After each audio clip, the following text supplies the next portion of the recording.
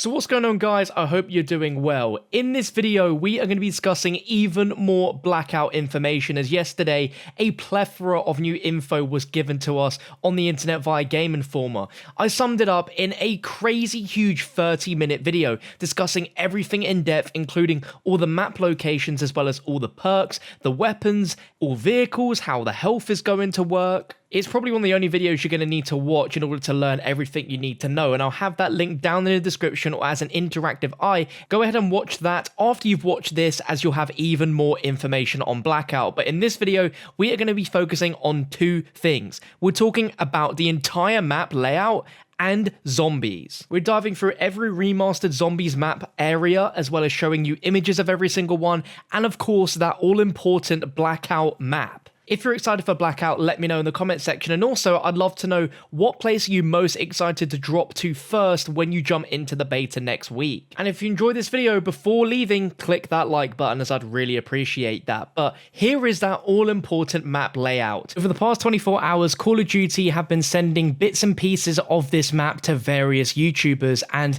the final parts were fully pieced together and gave us this map. But Call of Duty have gone ahead and released this official image with no cut-ups and have labeled all of the destinations for us, so we don't even need to guess. We know exactly where everything is. Super exciting. And I think it's fair to say that this map looks bigger than we expected, and I'm very, very happy with this map size. I'd love to know your thoughts on this down below in the comment section. It's also interesting to see as well that there is one particular section which is completely cut off from the rest and is only accessible via a bridge which takes you to this area. This could be the Nuketown Island. Again, this literally is an island, and if you look at the specific way the road connects into it and how it just leads down and then there's sort of like circle area, that is literally exactly what Nuketown was known for. This weird sort of circular concrete which the two buses were on the entire time. But obviously this is now a much more open Nuketown, so there's a lot more areas to explore. But of course, Nuketown has bunkers, and there is an underground section of the map which we've not seen yet, and it could all be underground and connected to all these areas as well. If you look at this part of the map here, this is Verruckt, as it looks like the shape of the asylum. It has a sort of open rooftop, and the way that the Verruckt is laid out, of course, is that some parts of it are completely open, so sunlight can come through, you can land right through and into the grounds of Verruckt, which is really exciting.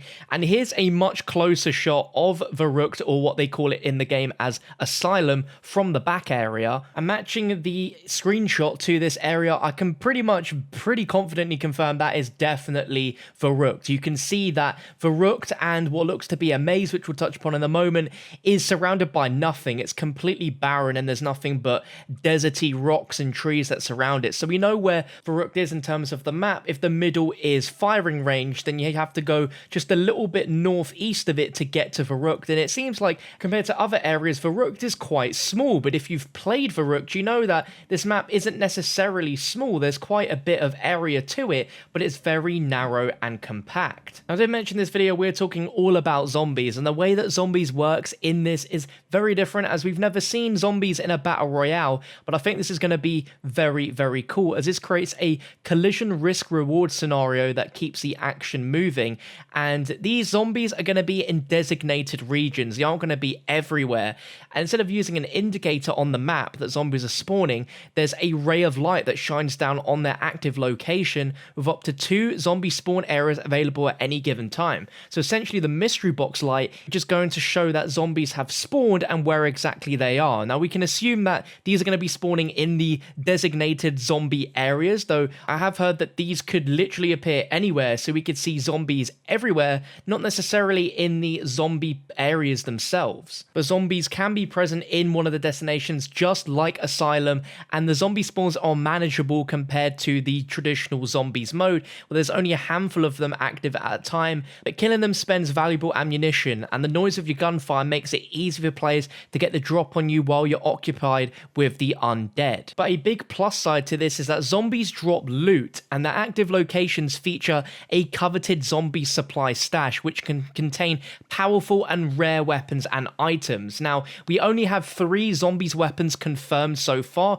but I'm pretty confident that we'll see more. But these are the ray gun, the monkey bombs, and a new item which is a wooden sword called the Zweihander. If any of you have recently played Dark Souls, then you'll know what this is. It's a sword which you hold with two hands. As history goes and swords were developing more and more, it represented the final stage in the trend of increasing sized swords, and in its developed form it acquired the characteristics of a polearm rather than a sword due to the large size and weight and therefore increased range and striking power. Consequently, it was not carried in a sheath but across the shoulder like a halberd, so we might see that as the way that characters carry the sword around, but it's a very powerful sword by the sounds of things and something we've not seen before in zombies. Now, you've seen it in the title and you've been waiting for me to show you it, and when I covered this yesterday and showed one of the destinations being Array from Black Ops 1, I did not notice that to the right of Array on the road is the Tranzit diner. This is our very first look at Tranzit in Black Ops 4 in its full remastered high definition glory. Remember all those rumors about a potential bus route B that never happened? Well, there is now a bus route B, as there are two roads which lead you out of the diner. Now, this is a much more stripped down version than what we're used to in Tranzit, but everything about the diner portion of the map remains intact here. We have the full diner, you have the sign, and you have the shack with the garage next to it, as well as the tiny little shack that you could open using the turbine. So everything about Tranzit's diner has been retained, and there's a sign as you enter the Tranzit diner section which has a sign which says something along the lines of Nuketown, a brighter future for all. Now, on the big map, I've managed to find that this area is going to be right here. You can see the diner is on one side of the road that leads towards Nuketown Island. On the other side of the road is that garage and also that secret shack. I cannot wait to see if they've put any Easter eggs or throwbacks to Tranzit within this portion of the map. And this is a heavily debated one, but in this screenshot here, we see a lighthouse, and a lot of people would instantly make the assumptions and correlations to the zombies map Call of the Dead from Black Ops 1, and I mean, it does make perfect sense. It's the only time we've ever seen a lighthouse before, and putting them side by side, they actually match up pretty perfectly. Even the shack, which is to the left of the lighthouse in the original Call of the Dead, is in the exact same place. The only difference is they've added this sort of stairs on the bottom, but the sort of rocky formation is pretty darn similar, and the design of the lighthouse, the size, the entrance, and also the second floor with that balcony, it's identical to Call of the Dead. You can't really tell exactly on the mini-map where this is, but I'm going to make an assumption that it is here, as it's the only other thing I can see, which is a object on a small island, and whilst this looks like it's connected to land, it's only just, or maybe it's just very short of having a connected road, and you do need to make a little trip in the water in order to get to it. Looking back at this asylum image, we have this maze behind it, and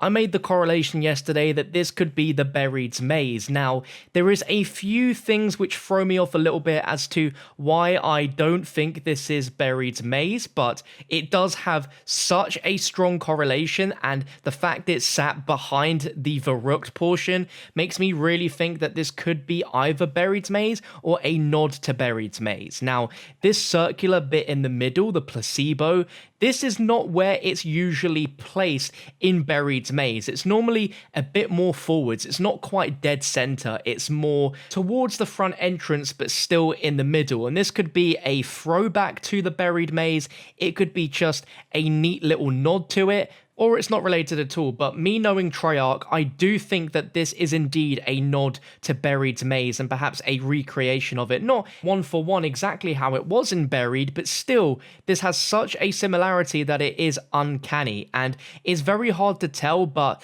there is another building to the left of the maze which could, for all we know, be the original witch's house from Buried as well. And if that is the case, then there's no doubt in my mind that that is indeed a whole Buried thing going on right there.